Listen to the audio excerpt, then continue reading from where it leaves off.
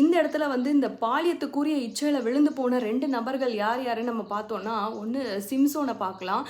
சிம்சோனும் வந்து அபிஷேகம் பண்ணப்பட்டவனா தான் இருந்தான். அந்த அபிஷேகம் பண்ணப்பட்டவனா இருந்தபோது தான் தெலீலாளுடைய காரியத்துல என்ன பண்றான், அந்த பாலியத்துக்குரிய இச்சையில அவன் விழுந்து போகிறான். அவன் விழுந்து போனனால அவனுடைய அபிஷேகத்தை இந்த இடத்துல என்ன பண்றான், அவன் இழந்து போகிற ஒரு காரியமா இருக்கு. தாவீதும் அதே போல தான் தேவனுக்கு பிரியமுள்ள ஒரு மகனாக, ஒரு ராஜாவாக அவன் இருந்தபோது அவன் என்ன பண்றான், அவன் ஆண்டவருடைய வார்த்தைக்கு கீழ்ப்படியாம அவர் அந்த பாவத்துக்கு அவர் இசைந்து போனனால தான் என்ன பண்றாரு, அவர் அந்த பச்சைபாலுடைய கணவரை கொன்று பச்சைபாலை அபகரிக்கிற ஒரு பாவத்தை அவன் செய்திருக்கிறான். அவன் அறியவே இல்லை. எப்ப நாத்தான்பேல் சொன்ன போதுதான், ஐயோ நான் பாவம் செஞ்சிருக்கேன்றத அவர் உணர்ந்து அவர் மனம் கசந்து அழுகுறாரு.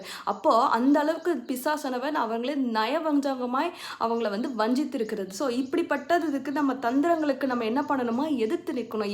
எப்படி எதிர்த்து நிற்க முடியும் அப்படின்னா, தேவனுடைய சர்வாயுத வர்க்கத்தை நம்ம தரித்து நிற்கும் போது தான் அந்த பிசாசுடைய தந்திரங்களுக்கும் அவனுடைய செயல்களுக்கும் திட்டங்களுக்கும் நம்ம எதிர்த்து நிற்க முடியும்.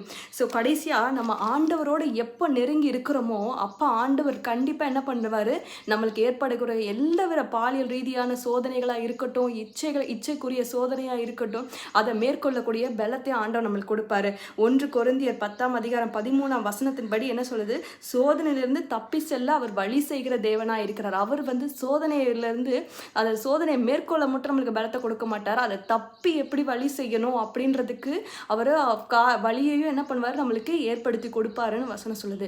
இன்றைக்கு நம்ம ஆண்டவரோடு நெருங்குவோம். அதிக முறை நம்மளால முடிஞ்ச அளவுக்கு எவ்வளோக்கு எவ்வளோ வேதம் வாசிக்க முடியுமோ அவ்வளோ தூரம் நம்ம வேதம் வாசிக்கணும்.